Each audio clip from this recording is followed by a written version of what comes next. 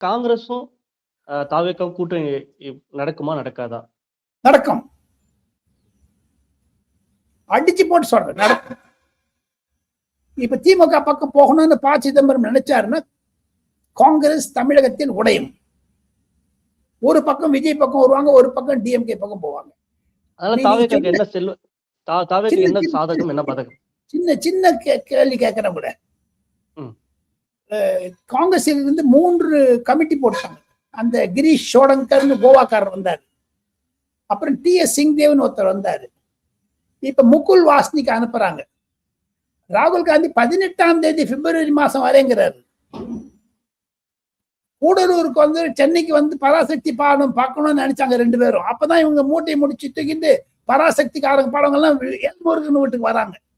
அது தெரிஞ்ச அப்புறம் கேன்சல் பண்ணிட்டாரு. யாரு? மாண்புமிகு முதலமைச்சர். காரணம் வந்து ராகுல் காந்தி சொன்னா நாங்க 2 பேரும் சேர்ந்து படம் பார்க்க மாட்டோம்னு சொல்லிட்டு ஓப்பன். அது கன்ஃபார்ம் நியூஸ் நான் சொல்றேன். நான் சென்னைக்கு வரல, கூடலூர்ல இருந்து மைசூர் போயிட்டு டெல்லிக்கு போயிடுறேன். அப்படி போயிட்டேன். சென்னைக்கு டச் பண்ணவே இல்லை. காரணம் திமுக வேண்டாம்.